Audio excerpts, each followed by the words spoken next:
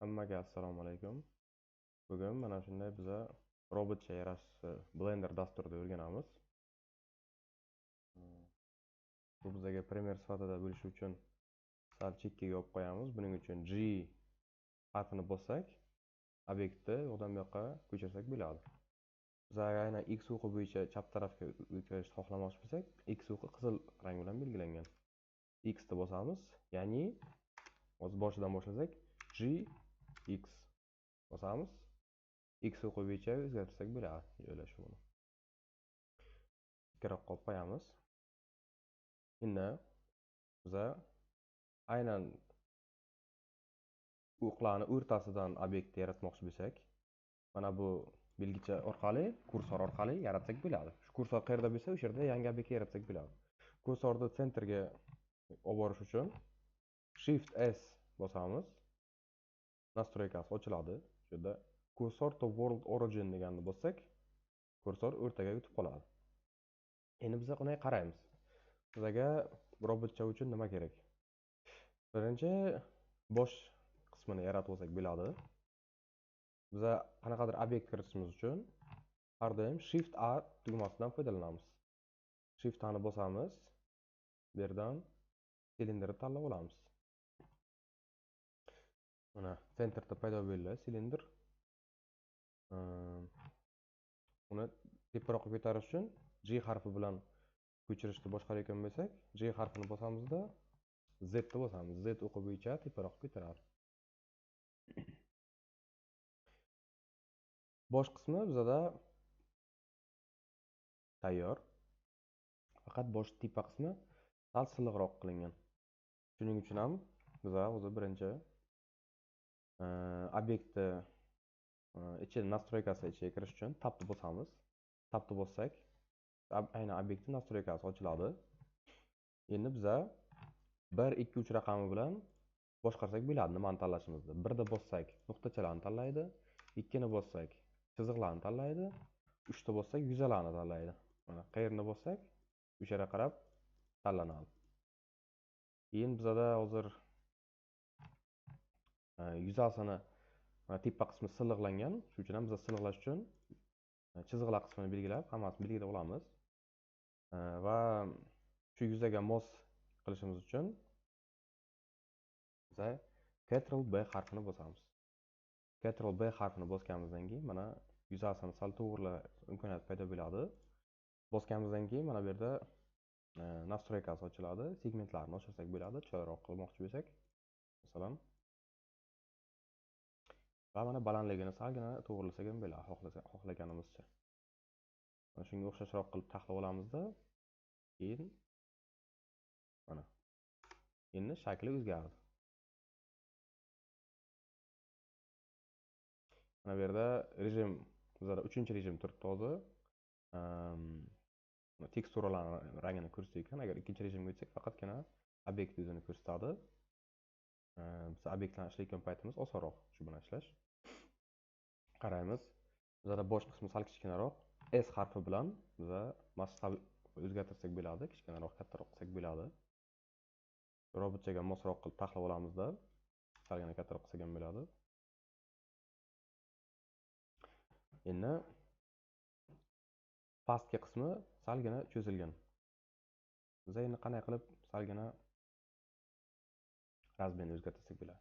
Biz belgilab olib, xuddi shuni S harfini bosib, Z ni bossak, aynan Z o'qi bo'yicha o'zgartirsak bo'ladi. Endi salgina uzunroq qilib taxlab olamiz. Endi bizga pastki qismida mana bo'yin qismi kerak bo'ladi. Buning uchun yana bitta silindr qo'shib olamiz. Va Z o'qi bo'yicha yaqinlashtirib olamiz. Sal kichraytirsak bo'ladi bo'yin qismiga va bosh qismiga mana keltirib qo'yamiz. Hozircha yaxshi chiqdi. Endi yana bitta silindr qilib olsak bo'ladi. Bir boshqa bitta silindrni o'zidan ham ko'p duplikat qilib taxlasak ham bo'ladi. Lekin unchalik ham farqi yo'q. Bizga qanday o'zimiz xohlasak o'shanday qilib olsak bo'ladi. Biza numpad klaviaturasida 1 2 3 ni bosib, oldagi tarafidan, yon tarafidan, tepa tarafidan qarashimiz mumkin. Shunda men masalan bir raqamni bosib olib, bu yerda aniq razmerlarni ko'rsam bo'ladi va salgina bosh qismiga mosroq qilib olsam bo'ladi. GZ ni bosib sal yaqinlashtirsak bo'ladi. Yaratganimizga to'g'riroq kelishi uchun. Endi tag qismida sfera bor. O'sha sferani ham qo'yib olamiz. Endi xohlasak shu joyni o'zidan sferani yaratsak bo'ladi. Yoki xohlasak aynan shu tag qismidan yaratmoqchi bo'lsak sferani tabni bosamiz. 3-rejimga o'tamiz yuza qismiga. Endi biza shu kursorni joylashini o'zgartirsak bo'ladi. Aynan shu yerga keltirib qo'ysak bo'ladi. Buning uchun Shift S ni bosamiz, kursor to selected.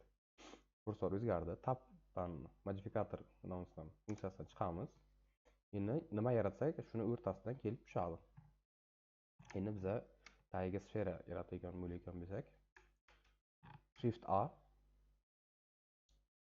yerdan sferani tanlab olamiz va o'sha gavdasiga mosroq qilib qo'yamiz.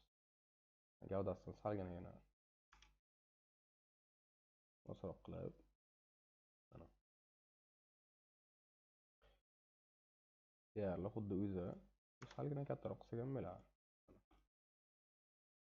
Mana endi ko'proq o'xshadi. Endi nima qilsak bo'ladi? Endi oyoq qismini yaratib olsak bo'ladi. Oyoq qismini yaratish uchun birinchi biza numpaddagi 1-7 raqamini tashqari mana bu yerdan ham tanlab olsak ham bo'ladi. Mana Z ni bossak, tepa qismidan qaraydi. Hozir mana tepa qismi. Minus Z ni bossak, pastki qismidan qaraydi. Bizga hozir pastki qismi kerak bo'ladi. O'sha yerdan aynan qayera yaratishimiz uchun endi bizada o'zi berilgan sentrda turgani uchun ham birdaniga shu yerda o'zidan ham yaratsak ham bo'ladi. Bu yerga o'tkazishimiz shart emas, chunki shundan ham bitta o'q chizimida turibdi. Hammasini chiroyli qilib yaratganimiz uchun ham shu uchun bu yerdan yana biza silindr qo'shib olamiz. Bu oyoq qismi uchun kerak bo'ladi bizga. Ko'rinib turibdi.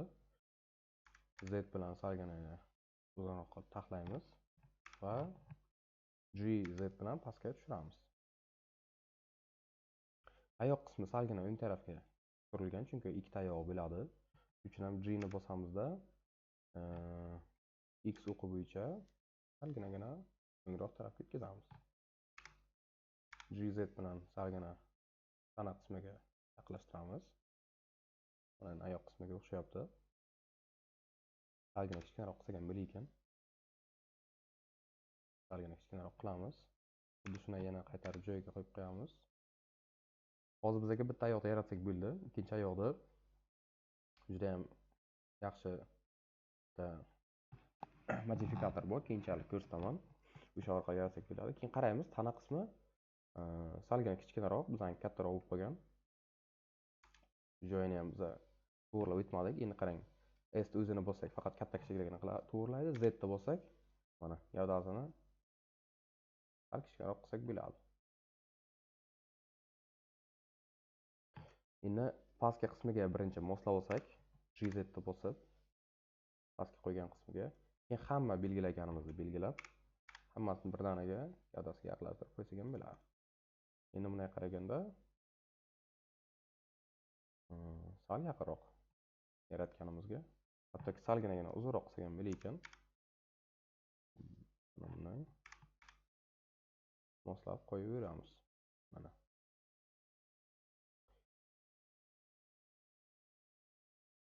Ikki qismi salginagina pastroqqa tushirsak.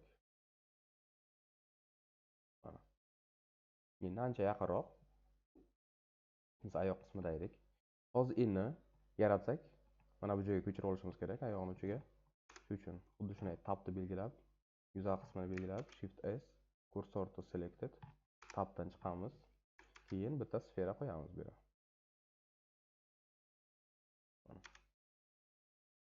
Sferacha qo'ydik. Endi yana bitta silindr qo'yib